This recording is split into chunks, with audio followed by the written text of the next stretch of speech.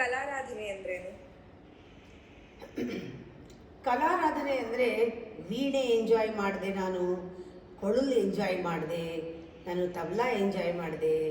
ಇದೆಲ್ಲನೂ ಎಂಜಾಯ್ ಮಾಡೋದು ಬರೀ ಅಷ್ಟೇ ಕಲಾರಾಧನೆ ಅಲ್ಲ. ಕಲೆಯಲ್ಲಿ ನನ್ನ ಪ್ರೀತಿ ಇದೆ, ಕಲಾವಿದರನ್ನು ಕಂಡ್ರೆ ಗೌರವ ಇದೆ, ಅವರಿಗೆ ಆರಾಧನೆ ಮಾಡ್ಬೋದು, ಅವರಿಗೆ ನಮಸ್ಕಾರ ಮಾಡ್ಬೋದು, ಅವರಿಗೆ ನೀವು ಪ್ರಶಸ್ತಿ ಕೊಡ್ಬೋದು, ಮೆಚ್ಚಬೋದು. ಇದೆಲ್ಲ ಒಂದು ಗೆಸ್ಚರ್. ಕಲೆಯ ಒಂದು ಸ್ವರೂಪ ಅವರಲ್ಲಿ, ಕಲೆಯ ಒಂದು ಡಿಜಿಟ್ನ ಅವರಲ್ಲಿ ನೋಡ್ತೀವಿ ನಾವು. ಆ್ಯಕ್ಚುಲಿ ಆ ತಾಯಿ, ಮಹಾತಾಯಿ, ಅವಳು ಕಲಾವತಿ ಅಂತ ಕರಿತೀವಿ. ಕಲಾರಾಧನೆ ಅಂದರೆ ಆ ತಾಯಿನ ಆರಾಧಿಸೋದು, ಕಲೆ ಹಾಗೆ ಆರಾಧಿಸೋದು. ಅವಳನ್ನು ಕಲಾನಿಧಿ ಅಂತ ಕರಿತೀವಿ. ಆ ಕಲಾನಿಧಿ ಅಂದಾಗ ಕಲೆಯ ನಿಧಿ ಅಂದರೆ ಅವಳ ಆಸ್ತಿ. ಎಲ್ಲ ಕಲೆಯೂ ಒಟ್ಟಿಗೆ ತುಂಬಿಕೊಂಡಿರೋಳವಳು. ಇದರಲ್ಲಿ ಸೂರ್ಯನ ಒಂದು ಕಲೆಗಳು, ಕಿರಣಗಳು ಅಂತ ಬರುತ್ತೆ, ಅಥವಾ ಮಯೂಖಗಳು, ಆ ಡಿಜಿಟ್ಸ್ ಅಂತಾರೆ. ಅದು ಜ್ಞಾನದ ಡಿಜಿಟ್. ಅದು ಜ್ಞಾನ ಅಂದರೆ ಕಲೆಯ ಡಿಜಿಟ್. ಆ ಕ್ರಿಯೇಟಿವಿಟಿಯ ಡಿಜಿಟ್ ಏನಿದೆ, ಸೂರ್ಯನ ಕಲೆಗಳು ಇಷ್ಟು, ಚಂದ್ರನ ಕಲೆಗಳಿಷ್ಟು, ಅಗ್ನಿಯ ಕಲೆಗಳಿಷ್ಟು ಅಂತಾರೆ. ಕೊನೆಯಲ್ಲಿ 16 ಷೋಡಶ ಕಲೆಯಲ್ಲಿ ಎಲ್ಲ ತುಂಬಿಕೊಂಡು 16 ಕಲಾರೂಪದಲ್ಲಿ ಚಂದ್ರಕಲಾನಿಧಿ ಅಂತ ಹೇಳ್ತೀವಿ. ಅವಳು ಜ್ಞಾನವನ್ನು ಭಂಡಾರವಾಗಿಟ್ಕೊಂಡಿರೋಳು ಅಂತ ಹೇಳ್ತೀವಿ. ಇದು ನಮ್ಮಲ್ಲಿ ಒಂದೊಂದು ನೋಡಿದಾಗ ಒಂದೊಂದು ಸ್ವರ, ಅದರ ಜೊತೆಗೆ ವ್ಯಂಜನ ಸೇರಿಕೊಂಡು ಆ ಸಂಯೋಗದಿಂದ ಉಂಟಾದದ್ದೆಲ್ಲ ಕಲೆ. ಹಾಗೆ ಸಂಗೀತವೂ ಕಲೆ, ಅದರಿಂದ ಬಂದ ನಾದವೂ ಕಲೆ, ಕೊಳಲಿರ್ಬೋದು, ವೀಣೆ ಎಲ್ಲವೂ ಕೂಡ ಕಲೆ. ಅದಕ್ಕೆ ಹೇಳೋದು ಪರಬ್ರಹ್ಮನೇ ಆ ಕವಿ ಆಗಿರಬೇಕಾದ್ರೆ ಅದರಿಂದ ಬರೋ ಕಾವ್ಯಗಳೆಲ್ಲ ತಾಯಿ ಅಂತ ಹೇಳ್ತೀವಿ. ಎಲ್ಲ ಕಾವ್ಯರು. ಅದಕ್ಕೆ ಅವಳನ್ನ ಕಲಾಮಾಲಿನಿ ಅಂತ ಹೇಳ್ತೀವಿ. ಕಲಾಮಾಲಿನಿ ಅಂದರೆ ಕಲೆಗಳ ಮಾಲೆ ಅವಳು. ಹೀಗೆ ನಾವು ಒಂದೊಂದು ಮೂಲಾಧಾರ, ಸ್ವಾದಿಷ್ಠಾನ, ಮಣಿಪುರ, ಅನಾಥ ಹೀಗೆ ನೋಡಿದಾಗ ಒಂದೊಂದರಲ್ಲೂ ಒಂದೊಂದಿಷ್ಟು ಕಲೆಗಳು ತುಂಬಿದೆ ನಮ್ಮಲ್ಲಿ. ಅದರಲ್ಲಿರೋ ಕಲೆಗಳಲ್ಲಿ ಎಷ್ಟೋ ಗುಣಗಳಿದೆ. ಹಾಗೆ 64 ಕಲೆಗಳು ಮೂಲಾಧಾರದಲ್ಲಿದೆ. ಸ್ವಾದಿಷ್ಠಾನದಲ್ಲಿ 56 ಕಲೆಗಳಿದೆ. ಮಣಿಪುರದಲ್ಲಿ 52 ಕಲೆಗಳಿದೆ. ಅನಾಹತದಲ್ಲಿ 62 ಕಲೆಗಳಿದೆ. ವಿಶುದ್ಧಿಯಲ್ಲಿ 54 ಇದೆ. ಆಜ್ಞಾಚಕ್ರದಲ್ಲಿ 72 ಕಲೆಗಳಿದೆ. ಒಂದೊಂದು ಚಕ್ರದಲ್ಲಿ ನಾವು ಒಂದೊಂದು ಚಕ್ರ ತಾಯಿ ದಾಟಿದಾಗ ಆ ಕಲಾಸ್ವರೂಪಿ ಆಗ್ತಾಳೆ. 365 ದಿವಸ, ಒಂದೊಂದು ದಿವಸವೂ ಅವಳ ಕಲೆಗಳೇ. ಒಂದೊಂದು ದಿವಸದಲ್ಲಿ 3 ಹೊತ್ತು ಅಂತೀವಲ್ಲ, ಆ ತ್ರಿಕಾಲದಲ್ಲೂ ಕೂಡ 3 ರೂಪದಲ್ಲಿ ಅವಳು ಲಕ್ಷ್ಮೀ, ಸರಸ್ವತಿ, ಪಾರ್ವತಿಯಾಗಿ ಅವಳು ಆ ಒಂದು ಕಲೆಗಳಿಂದ ಶೋಭಿಸ್ತಾಳೆ. ಹಾಗೆ ನಮ್ಮಲ್ಲಿ ಆ ಟ್ರಾನ್ಸಿಷನ್ ಟೈಮ್ ಕೂಡ ಆ ಕಲೆಯನ್ನು ಅನುಭವಿಸೋದಕ್ಕೆ ಒಳ್ಳೆ ಮೆಡಿಟೇಷನ್ ಮಾಡಿದರೆ ಆ ಕಲೆಗಳನ್ನು ನಾವು ಹೊಂದಬಹುದು. ಹಾಗೆ ಪಾಡ್ಯದಿಂದ ಒಂದು 14-15 ದಿವಸ ನೀವು ಧ್ಯಾನ ಮಾಡಿಕೊಂಡು ಒಂದೊಂದು ಕಲೆಯನ್ನು ಒಲಿಸ್ಕೊಂಡ್ರೆ ಕೊನೆಯ ದಿವಸ, ಹುಣ್ಣಿಮೆ ದಿವಸ ಪರಿಪೂರ್ಣವಾದ ಕಲಾ ಸ್ವರೂಪವನ್ನು, ದೇವಿಯ ಒಂದು ಚಂದ್ರಕಲೆಯನ್ನು ನಾವು ನೋಡ್ಬೋದು. ಹೀಗೆ ಅವಳನ್ನು ಕಲಾರೂಪಿಣಿ, 365 ಕಲೆಗಳಿಂದ ಶೋಭಿಸಿದವಳು ಅವಳು.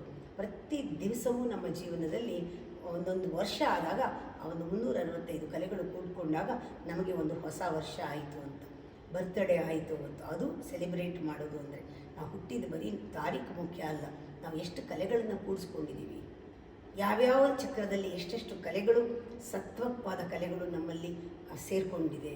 ಅಷ್ಟಷ್ಟು ನಿಮ್ಮಲ್ಲಿ ಸಾತ್ವಿಕ ಗುಣ ಸೇರಿಕೊಳ್ಳುತ್ತೆ, ದೈವತ್ವ ಸೇರಿಕೊಳ್ಳುತ್ತೆ, ಜ್ಞಾನ ಸೇರಿಕೊಳ್ಳುತ್ತೆ. ನೀವು ಪ್ರಬುದ್ಧರಾಗಿರ್ತೀರಾ, ಅಷ್ಟು ಬೆಳೆದಿರ್ತೀರಾ. 365 ಕಲೆಗಳಲ್ಲಿ ಎಷ್ಟು ದಿವಸ ನೀವು ಚೆನ್ನಾಗಿ ಬದುಕಿದ್ರಿ, ಎಷ್ಟು ವಾರ ಬದುಕಿದ್ರಿ, ಎಷ್ಟು ಗಳಿಗೆ, ಎಷ್ಟು ಗಂಟೆ ಬದುಕಿದ್ರಿ, ಇಡೀ ಅದು ಲೆಕ್ಕಕ್ಕೆ ಬರುತ್ತೆ ಒಂದು ಬರ್ತ್ಡೇ ಅಂದರೆ. ಹಾಗೆ ಕಲಾ ಆರಾಧನೆ ಅಂದರೆ ಇದೇನೆ, ನಮ್ಮಲ್ಲಿ ಆ ಕಲೆಯ ಆರಾಧನೆ, ಉತ್ಸವವನ್ನು ನಾವು ನೋಡ್ತೀವಿ. ಈ ಥರ ನಾವು ನಮ್ಮನ್ನು ಮೆಡಿಟೇಷನ್ನಲ್ಲಿ ದೇವಿಯನ್ನು ಕಲಾನಿಧಿ ಅಂತ ಪೂಜೆ ಮಾಡಿದವ್ರಿಗೆ ಎಲ್ಲರಲ್ಲೂ ಕೂಡ ಯಾವುದೋ ಒಂದು ರೂಪದಲ್ಲಿ ಆ ಕಲೆ ಕಾಣಿಸುತ್ತೆ. ಇವರು ಇದರಲ್ಲಿ ಯಾವುದೋ ಒಳ್ಳೆಯ ಗುಣ ಕಂಡ್ರೆ ಅದು ದೇವಿಯ ಕಲೆ, ಒಂದು ಒಳ್ಳೆಯದು ಅವರಿಂದ ನಡವಳಿಕೆ ಕಂಡ್ರೆ ಇದು ದೇವಿಯ ಕಲೆ, ಅವರಲ್ಲಿ ಒಂದೇ ಒಂದು ಒಳ್ಳೆಯ ಮಾತು ಬಂದರೆ ಇದು ದೇವಿಯ ಕಲೆ ಅಂತ ಅನಿಸುತ್ತೆ ನಮಗೆ. ಹಾಗೆ ನೀವು ಆರಾಧಿಸ್ತೀರಾ, ನೀವು ಅದನ್ನು ಅಪ್ರಿಷಿಯೇಟ್ ಮಾಡ್ತೀರಾ, ಅಕ್ನಾಲೇಜ್ ಮಾಡ್ತೀರಾ, ರೆಕಗ್ನೈಸ್ ಮಾಡ್ತೀರಾ, ತಾಯಿನೇ ಆ ಕಲೆಗಳಲ್ಲಿ ಅವಳು ಕಾಣಿಸ್ಕೊಳ್ತಾ ಇದ್ದಾಳೆ ಅಂತ, ಅದು ಕಲಾರಾಧನೆ ಆಗುತ್ತೆ.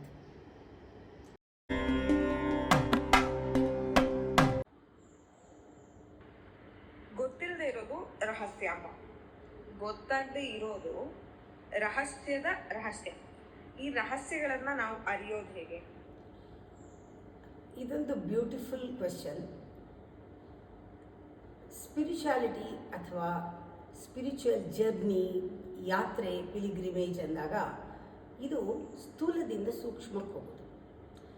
ಗೊತ್ತಿರೋದರಿಂದ ಗೊತ್ತಿಲ್ಲದೆ ಇರೋ ಒಂದು ಆಯಾಮಕ್ಕೆ ಹೋಗೋದು. ಗೊತ್ತಿರೋದು ಯಾವುದು? ನಮ್ಮ ಇಂದ್ರಿಯಗಳಿಗೆ ಯಾವುದು ಗೋಚರವಾಗುತ್ತೋ, ನಮ್ಮ ಇಂದ್ರಿಯಗಳು ಯಾವುದನ್ನು ಗ್ರಹಿಸುತ್ತೋ, ಯಾವುದನ್ನು ನಮ್ಮ ಇಂದ್ರಿಯಗಳಿಂದ ನಾವು ತಿಳ್ಕೊಳ್ಬಹುದೋ, ನಮ್ಮ ಮನಸ್ಸಿಗೆ ಅದು ಅರ್ಥ ಆಗುತ್ತೋ, ನಮ್ಮ ಬುದ್ಧಿಗೆ ಹೋಗುತ್ತೋ, ನಾವು ವಿವೇಚನೆಗೆ ಅದನ್ನು ತೆಗೆದುಕೊಂಡು ನಾವು ಅದರ ಬಗ್ಗೆ ಅನಲೈಸ್ ಮಾಡಬಹುದು, ಅದರ ಬಗ್ಗೆ ಒಂದು ಡಿಫೈನ್ ಮಾಡ್ಬೋದು. ಇದೆಲ್ಲನೂ ಕೂಡ ಅರ್ಥವಾಗ್ಬೋದು. ಜೀವನ ಎಲ್ಲನೂ ಕೂಡ ಅರ್ಥ ಮಾಡ್ಕೊಳ್ತಾ ಹೋಗ್ತೀವಿ. ಅರ್ಥ ಮಾಡ್ಕೊಳ್ತಾ ಪ್ರಶ್ನೆ ಉಳಿಯುತ್ತೆ, ಅರ್ಥ ಆಗಿಲ್ಲದೆ ಇರೋದು ಉಳಿಯುತ್ತೆ. ಅದು ಒಂದೊಂದು ಸತಿ ಅನಿಸುತ್ತೆ, ನನಗೆ ಮೀರಿದ್ದಿದ್ದು, ನನ್ನ ಕಣ್ಣಿಗೆ ಮೀರಿದ್ದು, ನನಗೆ ಗೊತ್ತಾಗದೇ ಇರೋದು, ಕಾಣದೇ ಇರೋ ಸತ್ಯ, ನಾನು ಕೇಳಲಿಲ್ಲ, ಇದನ್ನು ಕೇಳೋಕ್ಕಾಗದೇ ಇರೋ ಸತ್ಯ, ಮೂಸದೇ ಇರೋ ಸತ್ಯ, ನಾನು ಹೇಳೋಕ್ಕಾಗದೇ ಇರೋವಂಥ ಸತ್ಯ, ಈ ಥರದ್ದು ಏನೋ ಒಂದು ಇದೆ, ಅದು ಉಳ್ಕೊಳ್ಳುತ್ತೆ ಕೊನೆವರೆಗೂ. ಅದನ್ನು ತಿಳಿಬೇಕಾದ್ರೆ ಇದ್ಯಾವುದು ಮೆಷರ್ಮೆಂಟ್ಗೆ ಇದ್ಯಾವುದು ಸಿಕ್ಕಲ್ಲ. ಇದೆಲ್ಲ ಇದರಿಂದ ಮೆಷರ್ ಮಾಡೋಕ್ಕಾಗಲ್ಲ. ಇದು ಸರಿಯಾದ ಒಂದು ಮೆಷರಿಂಗ್ ರಾಡ್ ಅಲ್ಲ ಅಥವಾ ಮೆಷರಿಂಗ್ ಟೇಪ್ ಅಲ್ಲ. ಈ ಟೂಲ್ ಪ್ರಯೋಜನ ಇಲ್ಲ ಅಂತ ನಮಗೆ ಯಾವಾಗ ಅನಿಸುತ್ತೆ, ನಾವು ಇನ್ನೊಂದು ಟೂಲನ್ನು ಹುಡುಕ್ತೀವಿ. That tool to go from known to unknown.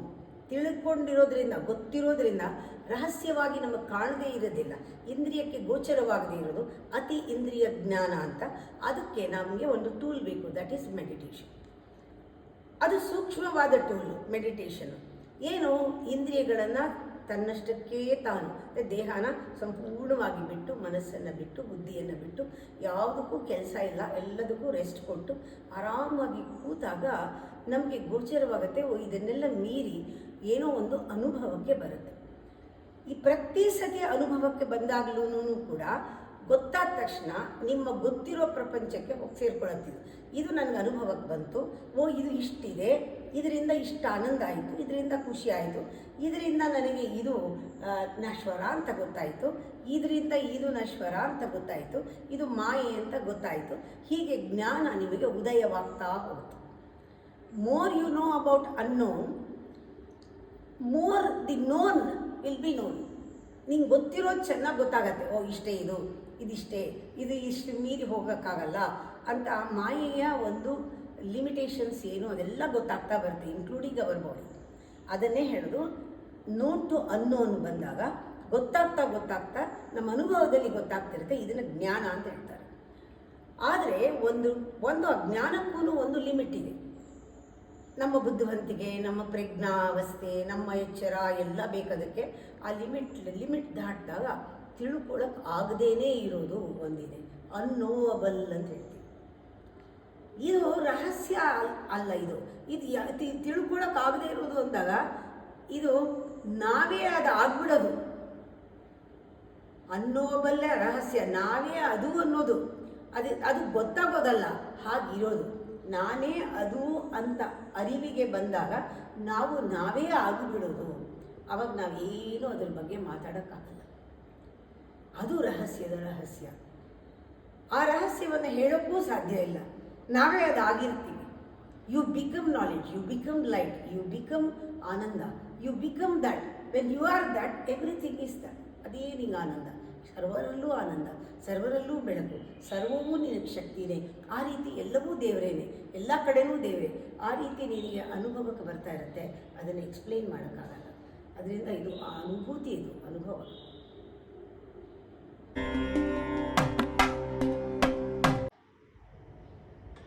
ಅಮ್ಮ, ಇವಾಗ ನಮ್ಮ ಸಂಬಂಧಗಳು ನಮ್ಮ ಆಯ್ಕೆ. ಈಗ ನಾವು ಯಾರ ಜೊತೆ ಸಂಬಂಧ ಇಟ್ಕೋತೀವೋ ಹೋಗ್ಬಿಡ್ತೀವೋ ಅನ್ನೋದು ನಮ್ಮ ಆಯ್ಕೆ ಆಗಿದ್ರೆ, ಈ ಅನಿವಾರ್ಯ ಸಂಬಂಧಗಳ ಅರ್ಥ ಏನು?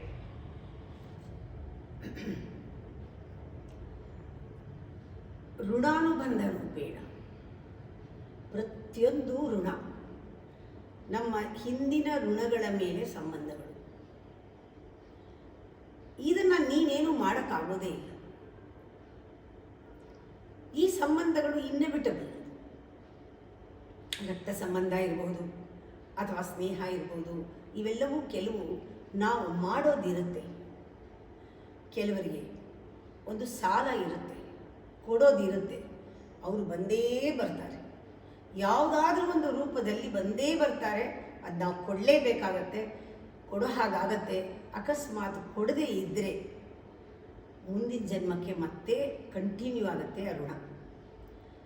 ಕೊಡುವಾಗ ನಮಗೆ ಋಣದ ಕತೆ ಗೊತ್ತಿದ್ದು, ಹೌದು ನಾನು ಇದನ್ನು ಕೊಡಬೇಕೀಗ, ಕೊಡುವಾಗ ನಾನು ಕೊಟ್ಟೆ ಅಂತಲಾಗಲಿ ಅಥವಾ ನಾನು ಕೊಡ್ತಾ ಇದ್ದೀನಿ ಅನ್ನೋದಾಗಲಿ ಅಹಂಕಾರದಲ್ಲಿ ನಾವು ಕೊಟ್ಟಾಗ ಋಣ ಮುಗಿಯಲ್ಲ. ಇನ್ನೊಂದು ರೂಪದಲ್ಲಿ ಮತ್ತೆ ಅದೇ ಬರುತ್ತೆ. ನಾವು ಕಲಿಯೋವರೆಗೂ ಬರ್ತಾ ಇರುತ್ತೆ, ನಾನಾ ವಿಧದಲ್ಲಿ ಬರುತ್ತೆ. ನಮಗೆ ಏನೇನು ನಾವು ಕೊಡ್ತಾ ಇದ್ದೀವೋ ಯಾವುದು ನಂದಲ್ಲ, ನಾನು ಕೊಟ್ಟಿಲ್ಲ, ಇದು ಋಣ ತಾನೇ ತೀರ್ತಾ ಇದೆ, ನನಗಿದು ಅನಿವಾರ್ಯನ ಮಾಡಬೇಕು, ಇದು ಹೀಗೆ ಇರೋದು ಅಂತ ನಾವು ಯಾವುದನ್ನು ಕ್ಲೈಮ್ ಮಾಡೋದಿಲ್ಲ, ಋಣ ತೀರೋಗುತ್ತೆ. ಅದರಿಂದ ಎಲ್ಲವೂ ಕೂಡ ಋಣದಿಂದಲೇ ಆಗಿರೋದು. ಇಷ್ಟಾದರೂ ಕೂಡ ನಾವು ನಮ್ಮ ಚಾಯ್ಸ್ ಇದೆ, ನಾವು ಕಂಟಿನ್ಯೂ ಮಾಡ್ಕೋಬೋದು ಮುಂದಿನ ಜನ್ಮಕ್ಕೆ ಬಾ ಅಂತ. ನಾವು ಇವಾಗ ನೆಗ್ಲೆಕ್ಟ್ ಮಾಡ್ಬೋದು, ಅವಾಯ್ಡ್ ಮಾಡ್ಬೋದು ಅವ್ರನ್ನ, ಆಮೇಲೆ ಅವ್ರನ್ನ ರಿಯಾಕ್ಟ್ ಮಾಡ್ಬೋದು, ಅವ್ರ ಜೊತೆ ಇಲ್ಲದೆ ಇರ್ಬೋದು. ಇದೆಲ್ಲ ಹಿಂದಿನ ಜನ್ಮದ ಋಣದಿಂದಲೇ ಜಗಳನೂ ಆಡ್ಬೋದು, ತೀರಿಸ್ಕೋಬೋದು, ಅಥವಾ ಕಂಟಿನ್ಯೂ ಮಾಡ್ಕೊಂಡು ಜನ್ಮಾಂತರ ತೊಗೊಂಡು ಹೋಗ್ಬೋದು. ಆ ಥರ ಋಣಗಳನ್ನು ಎಷ್ಟಂತ ತಂದಿದ್ದೀವೋ ನಾವು ಗೊತ್ತಿಲ್ಲ. ನಮ್ಮ ಅಹಂಕಾರದಿಂದ ನಮಗೆ ಈಗ ಅನುಕೂಲ ಆಗೋದಕ್ಕೆ ನಾವು ಕೆಲವನ್ನ ನಮ್ಮ ಅಭ್ಯಾಸಕ್ಕೆ ಇನ್ನೊಂದು ಅಭ್ಯಾಸ ಇರೋರನ್ನ ನಾವು ಆಯ್ಕೆ ಮಾಡ್ಕೋತೀವಿ, ಅಥವಾ ನೋಡೋಕ್ಕೆ ಚೆನ್ನಾಗಿದ್ದರೆ ನಾವು ಅಟ್ರ್ಯಾಕ್ಟ್ ಆಗ್ತೀವಿ, ಅಥವಾ ಅವರಲ್ಲಿ ಏನೋ ಒಂದು ನಮಗೆ ಸಿಗೋದಿದ್ದರೆ ಅವರಲ್ಲಿ ಅಟ್ರ್ಯಾಕ್ಟ್ ಆಗ್ತೀವಿ. ನಾವು ಬಯಸಿ ಹೋಗ್ತೀವಿ ಕೆಲವರ ಹತ್ರ, ಹೊಸ ಋಣವನ್ನು ನಾವು ಕನೆಕ್ಷನ್ನ ಮಾಡ್ಕೋತೀವಿ. ಇದು ನಮ್ಮ ಇಷ್ಟ ಬಂದು ಮಾಡ್ಕೊಳ್ಳೋದು. ತುಂಬ ಜನಕ್ಕೆ ಗೊತ್ತೇ ಇಲ್ಲ, ನಾವು ಎಲ್ಲ ನಮ್ಮ ಕೈನಲ್ಲಿ, ಎಲ್ಲನೂ ನಮ್ಮ ಕೈನಲ್ಲಿದೆ, ನಾವು ಇಷ್ಟ ಬಂದವ್ರ ಜೊತೆ ಸರಿಗಿರ್ಬೋದು, ಇಷ್ಟ ಬರದೇ ಇದ್ರೆ ಅವ್ರನ್ನ ಬಿಡ್ಬೋದು ಅಂತ. ಖಂಡಿತ ಅದಾಗಲ್ಲ, ಇಷ್ಟ ಬರದೇ ಇರೋ ಬಿಡೋಕ್ಕಾಗಲ್ಲ. ನಮಗೆ ಆ ಋಣ ಇದ್ರೇ ಕನೆಕ್ಟ್ ಆಗೋದು. ಆದರೆ ಕೆಲವು ಕೂಡ ನಾವು ಇನ್ನವಿಟಬಲ್ ಆಗಿ ನಾವು ಹಿಂದಿನ ಋಣದಿಂದ ಕೆಲವರು ಬಂದಿರ್ತಾರೆ, ಇನ್ನು ಕೆಲವು ನಾವು ಇಷ್ಟಪಟ್ಟು ನಾವನ್ನ ಕನೆಕ್ಟ್ ಮಾಡ್ಕೊಳ್ತೀವಿ. ಇದು ಅಹಂಕಾರದಿಂದ ಸಮಯಕ್ಕೆ ಸಂದರ್ಭಕ್ಕೆ ನೋಡಿ ನಾವು ಬೇರೆಯವ್ರನ್ನ ಉಪಯೋಗಿಸ್ಕೊಂಡು ನಾವು ಹೊಸ ಸಂಬಂಧಗಳನ್ನು ಮಾಡ್ಕೊಳ್ಬೋದು. ಅದು ಅದರ ಋಣ ಎಷ್ಟಿದೆಯೋ, ಕೆಲವರು ಈಗ ಬರ್ತಾರೆ, ಇನ್ನೊಂದು 10 ನಿಮಿಷ ತುಂಬ ಚೆನ್ನಾಗಿರ್ತಾರೆ, ಆಮೇಲೆ ಅವ್ರ ಜೀವನದಲ್ಲಿ ಕಾಣಿಸ್ಕೊಳ್ಳೋದೇ ಇಲ್ಲ. ನಮ್ಗೆ ಅನಿವಾರ್ಯವಾಗಿ ಅವ್ರ ಜೊತೆ ಇರಬೇಕಾಗತ್ತೆ, ಒಂದು 2 ಗಂಟೆ ನಾವು ಪ್ರಯಾಣ ಹೋಗಬೇಕಾಗುತ್ತೆ, ಅದು ಋಣ ನಮಗೆ ಅವ್ರ ಜೊತೆಗೆ ಅಷ್ಟೇ ಇರುತ್ತೆ. ಆವಾಗ ಅದು ಅನಿವಾರ್ಯ ಆಗುತ್ತೆ. ಆವಾಗ ಅಷ್ಟೊತ್ತು ಅವ್ರ ಜೊತೆ ಚೆನ್ನಾಗಿರ್ತೀವಿ, ಆಮೇಲೆ ಅವ್ರು ಇರೋದಿಲ್ಲ. ಹೀಗೆ ಎಷ್ಟೋ ಸತಿ ಎಷ್ಟೋ ಜನ ನಾವು ಇಷ್ಟಪಟ್ಟರೂ ಕೂಡ ನಮ್ಮ ಜೀವನದಲ್ಲಿ ಉಳಿಯೋದಿಲ್ಲ, ಹೊರಟೋಗ್ತಾರೆ. ಕೆಲವು ನಾವು ಇಷ್ಟ ಇಲ್ಲ ಆದರೂ ಕೂಡ ಪದೇ ಪದೇ ಅವ್ರನ್ನ ನಾವು ಕನೆಕ್ಟ್ ಮಾಡ್ತಿರ್ತೀವಿ. ಇದೆಲ್ಲವೂ ಕೂಡ ನಮ್ಮ ಚಾಯ್ಸ್ ಮತ್ತು ಋಣ. ಇದನ್ನು ಕಂಟಿನ್ಯೂ ಮಾಡ್ಬೋದು, ಅಥವಾ ಅಲ್ಲಿಗೇನೆ ಮುಗಿಸೋಕ್ಕೆ ನಮ್ಮ ಮನೋಧರ್ಮದಲ್ಲಿ ಒಂದು ಬದಲಾವಣೆಗಳಿದ್ದರೆ, ಅಹಂಕಾರ ಇಲ್ಲದೇ ಇದ್ದರೆ, ಯಾ ಋಣ ವಿಚಾರ, ಕರ್ಮದ ವಿಚಾರ, ಅಥವಾ ಅಲ್ಲಿ ಈ ಲೆಕ್ಕ ತೀರಿಸಬೇಕು, ನಾನು ಅದಕ್ಕೆ ಬಂದಿದ್ದೀನಿ ಅನ್ನೋ ಸತ್ಯ ಗೊತ್ತಿದ್ದವ್ರಿಗೆ ಅವರು ಎಲ್ಲವನ್ನು ಕೂಡ ಸ್ವೀಕರಿಸ್ತಾರೆ. ಏನು ಬಂದಿದೆ ಎಲ್ಲ ತಗೊಳ್ತಾರೆ, ಎಲ್ಲವನ್ನು ಮುಗಿಸ್ತಾರೆ, ಯಾವುದಕ್ಕೂ ರಿಯಾಕ್ಟ್ ಮಾಡಲ್ಲ, ಬೆಳೆಸ್ಕೊಂಡು ಹೋಗಲ್ಲ. ಇದು ಒಂದು ದೊಡ್ಡ ವಿವೇಕ. ಇಲ್ಲಿ ಎಲ್ಲನೂ ಕೂಡ ನಮಗೆ ಋಣಗಳೆಲ್ಲನೂ ಕೂಡ ಯಾವುದೂ ನಮ್ಮನ್ನು ಅಂಟ್ಕೊಳ್ಳದೆ ಅದನ್ನು ಮುಗಿಸ್ಕೋಬೋದು.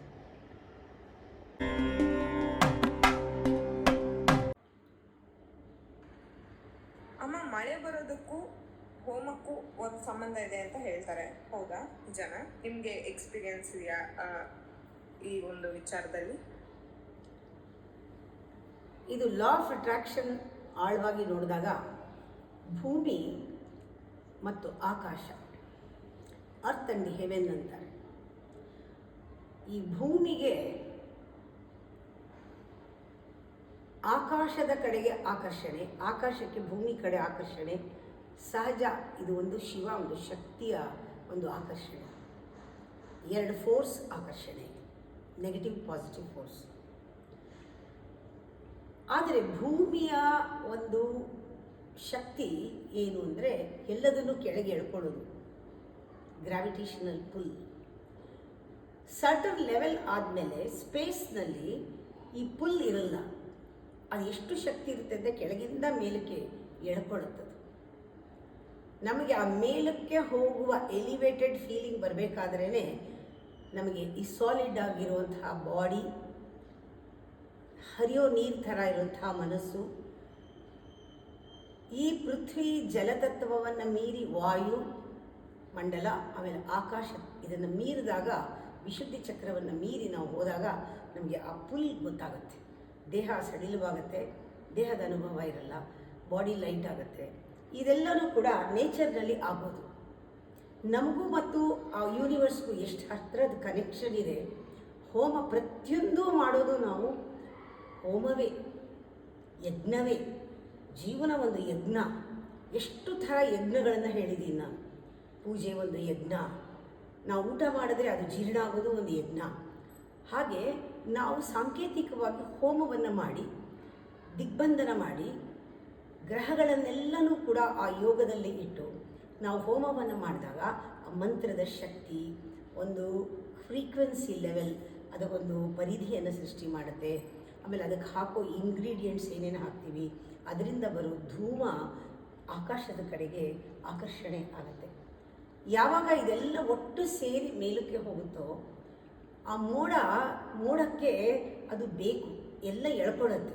ನಾವು ಅದನ್ನೇನು ಹೇಳ್ತೀವಿ, ಆ ಸೂಕ್ಷ್ಮವಾದ ಶಕ್ತಿಗಳು ದೇವತೆಗಳಿಗೆ ಇದು ಆಹುತಿ ಹಾಕ್ತಾ ಇದ್ದೀವಿ ಅಂತ. ಯಾವಾಗ ಅದೆಲ್ಲ ಮೇಲೆ ಹೋಗುತ್ತೆ, ತೃಪ್ತಿಯಾಗಿ ಮೇಲ್ಗಡೆಯಿಂದ ಆ ಜಲ ಅಂದರೆ ಒಂದು ವರ್ಷವಾಗುತ್ತೆ. ಅದನ್ನು ನಾವು ಮಳೆ ಅಂತೀವಿ. ಅದು ಬರೀ ಮಳೆ ಥರ ಕಂಡರೂ ಕೂಡ ಒಳ್ಳೆ ಬೆಳೆ, ಒಳ್ಳೆ ಆರೋಗ್ಯ, ಒಂದು ಜೀವಂತವಾದ ಒಂದು ಶಕ್ತಿಯ ಸಂಕೇತ. ಅದು ಎಲ್ಲದರಲ್ಲೂ ಒಂದು ಜೀವ ರಸ ತುಂಬಿಕೊಳ್ಳುತ್ತೆ, ತೃಪ್ತಿ ಆಗುತ್ತೆ ಭೂಮಿಗೆ.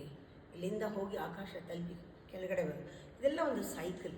ಸೈಂಟಿಫಿಕ್ಕಾಗೂ ಹೌದು. ನಾವು ನಮ್ಮಲ್ಲೇ ನೋಡಿದಾಗ ಒಂದು ಸೈಕಲ್ ಹೇಗೆ ನಡೀತಾ ಇದೆ, ನಮ್ಮಲ್ಲಿ ಒಂದು ಡೈಜೆಷನ್ ಇರ್ಬೋದು, ಸರ್ಕ್ಯುಲೇಷನ್ ಇರ್ಬೋದು, ಮ್ಯೂಕಸ್ ಇರ್ಬೋದು, ಅಥವಾ ಗಾಳಿ ಇರ್ಬೋದು. ನಮ್ಮಲ್ಲಿ ಎಷ್ಟು ಥರ ಸೈಕಲ್ಗಳು, ಸರ್ಕ್ಯುಲೇಷನ್ಗಳು ನಡೀತಾ ಇದೆ. ಅದೇ ಥರನೇ ಹೋಮ ಒಂದು ದೊಡ್ಡ ಸರ್ಕ್ಯುಲೇಷನ್. ಎನರ್ಜಿ ಇಲ್ಲಿಂದ ಮೇಲಕ್ಕೆ ಹೋಗಿ ಕೆಳಗಡೆ ಬರುವಾಗ ಗ್ರೇಸ್ ಥರ ಭೂಮಿಗೆ ಏನೇನು ಬೇಕೋ ಸೂಕ್ಷ್ಮವಾದದ್ದೆಲ್ಲ, ಆ ಎಸೆನ್ಸ್ ಆಫ್ ಅರ್ತ್ ಏನಿದೆ, ಅದು ಏನೇನು ಕೇಳ್ತಾ ಇದೆ ಅದನ್ನೆಲ್ಲ ಕೊಡುತ್ತೆ. ಆಗ ಭೂಮಿಗೆ ತೃಪ್ತಿಯಾಗಿ ಫಲ ಕೊಡುತ್ತೆ. ಇದು ತುಂಬ ಆಳ್ವಾದ ಸೈನ್ಸ್. ಇದು ನಮಗೆ ನಂಬಿಕೆ ಇದೆ. ಮಂಗಳಕರವಾದ ಕಾರ್ಯಗಳನ್ನ ಏನಾದರೂ ಮಾಡಿದ್ರೆ, ಪೂಜೆಗಳು ಮಾಡಿದ್ರೆ, ಆ ಥರ ಟೈಮ್ನಲ್ಲೆಲ್ಲ ಮಳೆ ಬಂದಾಗ ಶುಭ ಸೂಚನೆ ಅಂತೀವಿ. ಅಂದರೆ ಇದು ಫಲ ಕೊಡುತ್ತೆ. ಭೂಮಿ ದೇವಿಗೆ ತೃಪ್ತಿ ಆಯಿತು, ಆ ತಾಯಿಗೆ ತೃಪ್ತಿ ಆಯಿತು. ಆಕಾಶದಿಂದ ಆ ತಂದೆ ಕೂಡ, ಪರಮಾತ್ಮನೂ ಕೂಡ, ಅವನು ಆ ಭೂಮಿ ಜೊತೆಗೆ ಯೋಗದಲ್ಲಿದ್ದಾನೆ. ಎಲ್ಲ ಗ್ರಹಗಳು ಕೂಡ ಯೋಗದಲ್ಲಿದೆ ಅಂತ ನಾವು ಅದನ್ನು ಪರಿಗಣಿಸ್ತೀವಿ.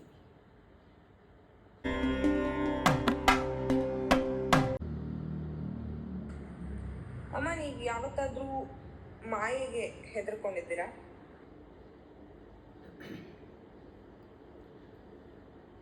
ಭಯ ಆದಾಗೆಲ್ಲ ನಾವು ಹೇಳೋದು ಧೈರ್ಯ ಬೇಕು, ಧೈರ್ಯ ಬೇಕು ಅಂತ. ನನಗೆ ಧೈರ್ಯ ನನ್ನ ಸ್ವರೂಪ. ಪ್ರತಿಯೊಂದು ಹೆಜ್ಜೆನಲ್ಲೂ ನನಗಿರೋದೇ ಧೈರ್ಯ. ನಮ್ಮ ಮನೆಯಲ್ಲಿ ಇವಳು ಎಷ್ಟು ಧೈರ್ಯ ಅನ್ನೋರು. ನಂಗೆ ಆ ಧೈರ್ಯ ಅಂದರೆ ಏನೂ ಗೊತ್ತಿರಲಿಲ್ಲ. ಆದರೆ ನನ್ನ ಎಕ್ಸ್ಪೀರಿಯನ್ಸ್ನಲ್ಲಿ ಭಯ ಇರಲಿಲ್ಲ. ಯಾವುದೋ ಒಂದು ಸಣ್ಣ ಪುಟ್ಟ ಭಯ ಅಂದರೆ ನನಗೆ ಆಮೇಲೆ ಗೊತ್ತಾಯಿತು, ಈ ಭಯ ಅನ್ನೋದೇ ಮಾಯೆ ಅಂತ.